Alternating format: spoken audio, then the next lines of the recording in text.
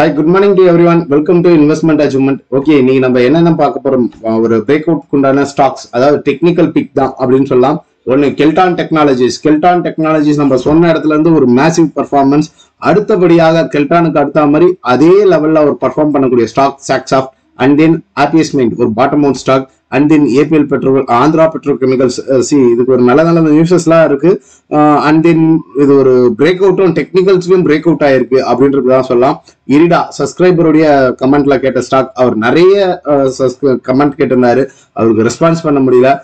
இரிடா வந்து நல்ல ஒரு குவார்டர் ரிசல்ட்ஸ் எல்லாம் ப்ரெசென்ட் பண்ணிருக்காங்க. அப்கமிங் மூவ் இரிடால எப்படி இருக்கும், பிகைனர்ஸ் வந்து இந்த இடத்துல வாங்கலாமா வேணாவா, ஒரு கரெக்ஷன் வந்தா வாங்கக்கூடிய ஜோன் எது அப்படின்றத போய் பார்ப்போம்.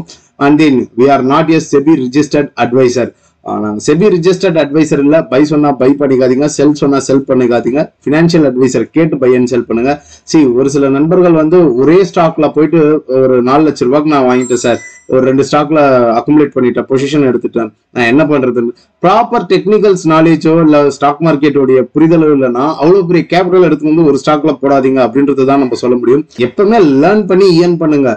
நம்ம ஃபேஸ்புக் டெலகிராம்ல வந்து ரெக்கமெண்டேஷன் கொடுக்கலாம், நம்ம வந்து எஜுகேஷன் பர்பஸ் தான் கொடுக்குறோமே கண்டி நம்ம யாரையும் பை பண்ணுங்கன்னு சொல்ற வீடியோஸோ என்னுடைய ஆர்டிகல்ஸோ பை பண்ண சொல்லி ப்ரெஷர் பண்ணக்கூடியதா இல்லை. 4 லட்சம் ரூபாய், 1 ரூபாவா 2 ரூபாவா ஒரே ஸ்டாக்ல 2 ஸ்டாக்ல எடுத்துட்டு போய் போட்டு என்ன சொல்றது, ஒரு வாரிடலான்னு நினைச்சுன்னா அது ஒரு வாரிடும் மார்க்கெட்டுக்கு ஏற்ற மாதிரி ரிஸ்க் மேனேஜ்மெண்ட் மணி மேனேஜ்மெண்ட்டை ப்ராப்பரா ஹேண்டில் பண்ண தெரிஞ்சுக்குங்க அப்படின்றதான் சொல்லலாம். Okay, next of all August மந்த்துக்கு உண்டான பிரைஸ் ஆக்ஷன் கிளாஸஸ் எப்போ ஏதுன்னு கேட்டிருந்தீங்க. ஆகஸ்ட் 3 கிளாஸஸ் ஸ்டார்ட் ஆகுது. லைவ் வெபினார் தான் போகும். ட்ரைனர் நான் தான். Every 6 PM to 8 PM every Saturday and Sunday மட்டும் தான் கிளாஸஸ். வியா கூகுள் மீட்ல மட்டும் தான், நோ மோர் ரெக்கார்டிங் கிளாஸஸ்ல ஜாயின் பண்ணணும்னு விருப்பப்படக்கூடிய நண்பர்கள் என்னுடைய நம்பர் இதுதான், வாட்ஸ்அப் டெக்ஸ்ட் பண்ணுங்க. கிளாஸஸ்க்கு உண்டான டீடைல்ஸ் என்ன ஏதுன்னு சென்ட் பண்றேன். அண்ட் தென் கிளாஸஸ்க்கு உண்டான fee 3K 1 year support from my sides அப்படின்றத சொல்லலாம். பார்க்கக்கூடிய நண்பர்கள் ஒரு லைக் அண்ட் சப்ஸ்கிரைப் போடுங்க. நீங்க போடுற ஒரு லைக்கும் சப்ஸ்கிரைபும் அடுத்த ஒரு மோட்டிவேஷனலா இருக்கும், அடுத்த ஒரு வீடியோ மேக் போறேன். ஓகே, நம்ம டைரக்டா போய் சார்ட்ல போய் என்னென்ன லெவல்ஸ்ன்னு பார்த்துருவோம். கெல்டான் டெக்னாலஜிஸ் என்ன பண்ணிருக்கு, ஒரு வால்யூமான ஒரு கேண்டில், என்ன சொல்றது, ஐடி ஸ்டாக்ஸ் பர்ஃபார்ம் பண்ணும் அப்படின்னு சொன்னோம். அதில் இதுல வந்து ஒரு மேசிவ் பர்ஃபார்மன்ஸ், ஒரு ஆல் டைம் ஐய பிரேக் அவுட் ஆயிட்டு ஒரு மந்த்லி கேண்டில் வந்து ஸ்ட்ராங்கான ஓப்பன் வந்திருக்கு. ஓப்பன் தான் வந்திருக்கு, கட்டி க்ளோஸ் வரல. பட் வந்து வீக்லி க்ளோஸ் வந்து கன்ஃபர்மேஷன் ட்ரேட் கொடுத்துருக்கு, ஸ்ட்ராங்கான ஒரு கேண்டில் கொடுத்துருக்கு. யாருன்னா நம்ம சொல்லி வாங்கியிருந்தீங்கன்னா ஹோல்ட் பண்ணுங்க. ஃபர்தர் மார்க்கெட் கரெக்ஷன் வந்தாலும் ஒரு 121 வந்தாலும் மறுபடியும் மார்க்கெட் புதிய உச்சத்துக்கு பதிவு பண்ணும். கெல்டான் வந்து ஒரு பைக் உண்டான ஆப்பர்ச்சுனிட்டினா அரௌண்ட் ஒரு 120 கிடைச்சா ஒரு பைக் உண்டான ஆப்பர்ச்சுனிட்டியை எதிர்பாருங்க அப்படின்றதா சொல்லலாம். சாக்ஸாஃப்ட் என்ன பண்ணிருக்கு, ஒரு வீக்லி கேண்டல்ல நல்ல மார்க்கெட் ஒரு நம்ம இந்த இடத்துலயும் சொன்னோம், சாக்ஸாஃப்ட் வந்து ஒரு பிரேக் அவுட் வரும்போது இந்த இடத்துல பை பண்ணுங்க அப்படின்னும். அந்த 120ல இருந்து அடிச்சு வெளுத்துக்கிட்டு போச்சு. மார்க்கெட் வந்து என்ன பர்சன்டேஜ் ஆஃப் ரிட்டர்ன்ஸ் கொடுத்துச்சுன்னா ஒரு பெரிய ஒரு மேசிவ் பர்ஃபார்மன்ஸ், இங்க இருந்து ஒரு 200% உண்டான ரேலியை கொடுத்துட்டு அதுக்குண்டான ஒரு கரெக்ஷன் வேவா தான் பாக்குறேன் நான். எப்படி கரெக்ஷன் வேவா பார்க்கலாம் அப்படின்னு பாத்தீங்கன்னா, இந்த இடத்துல வந்து மார்க்கெட் வந்து ஒரு சப்போர்ட் எடுத்திருக்கு. அண்ட் தென் ஒரு சிங்கிள் அண்ட் டபுள் பாட்டம் மாதிரி ஃபார்மேஷன் வருது. ஒரு வேவ் என்ன சொல்றது இப்படி வருது. அப்கமிங் டேஸ்ல என்ன சொல்றது, சாக்ஸாஃப்ட் வந்து மறுபடியும் இப்படி ஒரு பர்ஃபார்மன்ஸ் பண்ணுமா, இங்க இருந்து மார்க்கெட் இவ்வளவு தூரம் ஒரு 170% ஆஃப் ரிட்டர்ன்ஸை கொடுத்துச்சு இல்லையா, அது மாதிரி ஒரு ரிட்டர்ன்ஸை கொடுக்குமா அப்படின்னு பாத்தீங்கன்னா இங்க ஒரு ரெசிஸ்டன்ஸ் இருக்கு. இந்த ரெசிஸ்டன்ஸை உடைக்கணும், தெரியுதுங்களா, ஒரு 300 ரூபாய்க்கு மேல ரெசிஸ்டன்ஸ். இந்த ரெசிஸ்டன்ஸை உடைச்சதுன்னா கெல்டான் வந்து கையிலேயே பிடிக்க முடியாது. இங்க இருந்து வந்து ஃபர்ஸ்ட் லெவல் டார்கெட் வந்து ஒரு 26% மூவ் ஆகும். அண்ட் தென் அதுக்கு மேலேயும் உடைச்சதுன்னா நல்ல ஒரு பெரிய ஒரு மூவை கொடுக்கும். ஒரு 500-600 உண்டான எபிலிட்டி போகக்கூடிய ஸ்டாக்கா இருக்கும். ஒரு நல்ல ஒரு ஏற்றத்துக்கு உண்டான கரெக்ஷனா வந்துட்டு ஒரு ஃபார்மேஷன் வந்துட்டு இருக்கு. திஸ் கேண்டில் இஸ் குட் அப்படின்றதான் சொல்லலாம். நல்ல ஒரு பொட்டன்ஷியலான ஒரு கேண்டில் வச்சிருக்காங்க. அடுத்த கேண்டில் ஓப்பன் வரணும், என்ன சொல்றது, மண்டே வந்து குரூஷியல் லெவலா ஓப்பன் பாருங்க. மார்க்கெட் வந்து ஒரு 320க்கு மேல க்ளோஸ் வந்ததுன்னா தாராளமா you can consider to buy. First level டார்கெட்டா வந்து ஒரு 400 போகும். இந்த 320க்கு மேல ஓப்பன் அண்ட் க்ளோஸ், ஸ்ட்ராங்கான ஒரு ஓப்பன் அண்ட் க்ளோஸ் கிடைச்சதுன்னா தாராளமா பை பண்ணுங்க. அப்போ 325லயே எடுப்போமே ஒரு என்ட்ரியா அப்படின்னு பார்த்தா கூட ஒரு 23% ஒரு ஸ்விங் ரேஷியோ இருக்கு. ஒரு 76 rupees டார்கெட்டை பிடிக்கலாம். அதுக்கு மேல உடைக்கும் போது மேசிவ் பர்ஃபார்மன்ஸ் பண்ணும் இருக்கு. நெக்ஸ்ட் வந்து ஆந்திரா பெட்ரோ கெமிக்கல்ஸ்.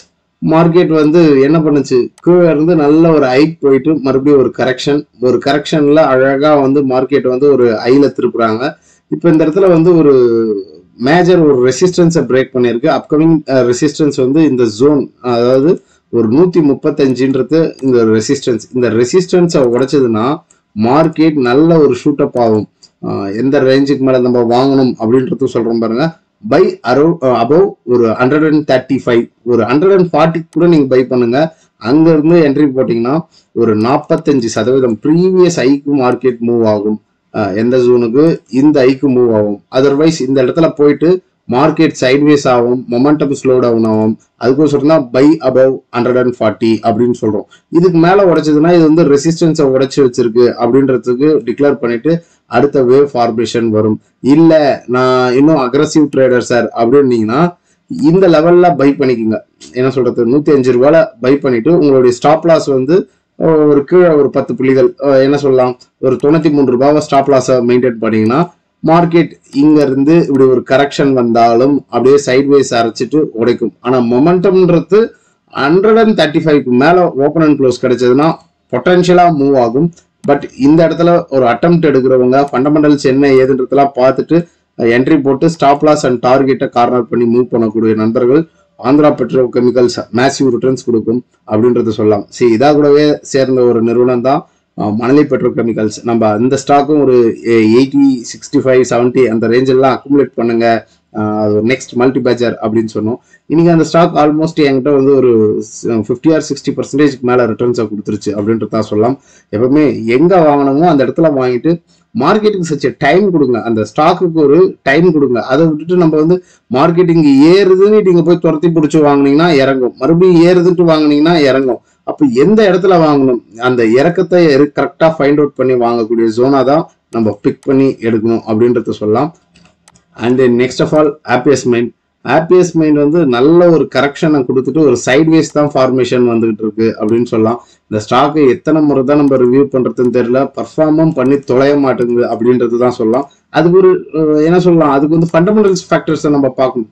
இப்போ பி ரேஷியோ ஓவரா இருக்கா, அப்போ அந்த பி ரேஷியோ டிக்ரீஸ் ஆகுதா, ஏர்னிங்ஸ் வருதா, அதெல்லாம் கன்சிடர் பண்ணி நம்மளுக்கு ஒரு சிக்னலாக கொடுக்கறத வந்து டெக்னிக்கல்ஸ் சொல்லுவோம்.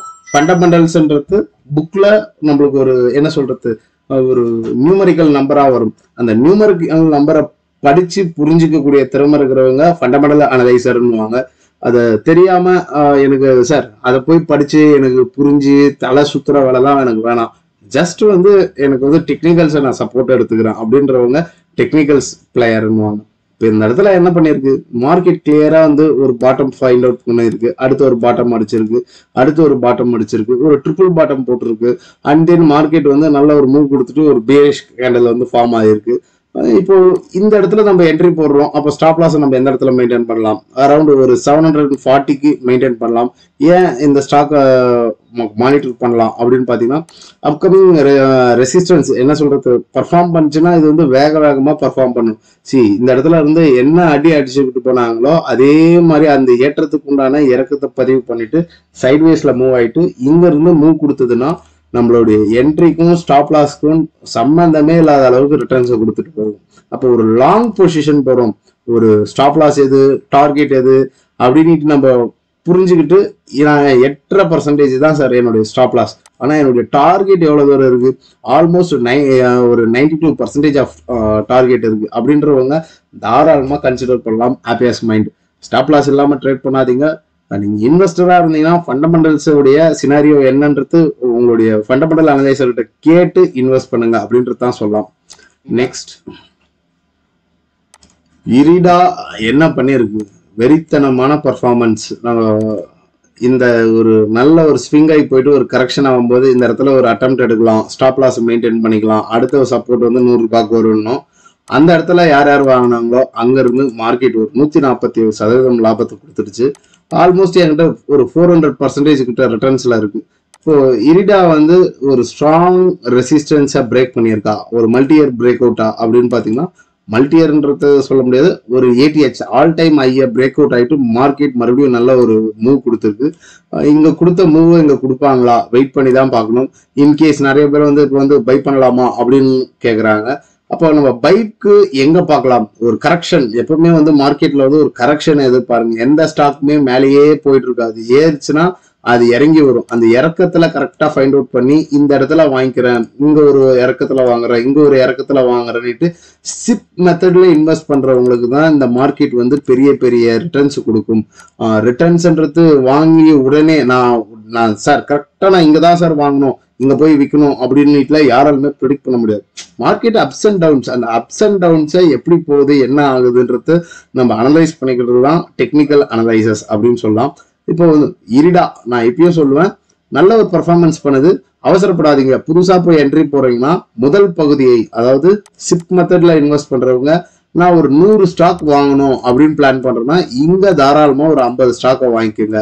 அடுத்த 50 ஸ்டாக் எங்க வந்தா வாங்கலாம் அப்படின்னு பாத்தீங்கன்னா, இந்த ப்ரீவியஸ் ஐயை உடைச்சதுக்கு இங்க ஒரு ரிட்ரேஸ்மெண்ட் மாதிரி மார்க்கெட் ஒரு கரெக்ஷன் கொடுக்குதுன்னா இங்க ஒரு 50 பங்கை வாங்குங்க. அடுத்த ஒரு இறக்கமும் கிடைச்சதுன்னா இந்த இடம் தான் வரும். என்ன லெவல் 120க்கு வரும். அங்க வந்தா அங்க போயிட்டு வாங்கிக்கோங்க. ஒவ்வொரு டிப்லையும் வாங்குங்க அப்படின்றதுதான் சொல்லலாம். புரிஞ்சிருக்கும்னு நினைக்கிறேன். அக்ரெசிவா போய் எந்த ஒரு ஸ்டாக்லயும் பெரிய பெரிய கேபிட்டல் எடுத்துட்டு போய் போடாதீங்க. டெக்னிக்கல்ஸோ ஃபண்டமெண்டல்ஸ் நாலேஜோ எதுவுமே இல்லைன்னா best you should go to mutual funds. நேற்று நம்ம போட்டிருப்போம், என்னுடைய தங்கை சின்ன சின்ன தொகையா, அவ வந்து பெரிய ஒரு எதுவுமே தெரியாதுங்க என் தங்கைக்குலாம். டெக்னிக்கல்ஸ்னா என்னன்னு தெரியாது, என்எஸ்சினா என்னன்னு தெரியாது, பிஎஸ்சினா என்னன்னு தெரியாது, மார்க்கெட்னா என்னன்னே தெரியாது. 500 ரூபாய் சின்னதா சிறு இந்த மார்க்கெட் நான் அது இப்பயும் சொல்லுவேன், இது வந்து ஒரு சேமிப்பு தளமா பாருங்க. இங்க வந்து பெரிய பெரிய கேபிட்டல் எடுத்துக்கிட்டு வந்து உள்ள போட்டுட்டு ஒரு வாரிக்கலாம் அப்படின்னு பார்த்தீங்கன்னா நம்மள கீழே படுக்கு போட்டு அது ஒரு வாரிட்டு போயிடும் அப்படின்றதா சொல்லலாம். மற்றும் ஒரு பதிவில் உங்களை சந்திக்கிறேன். இப்படிக்கு உங்கள் நண்பன் பாலாஜி. நன்றி, வணக்கம்.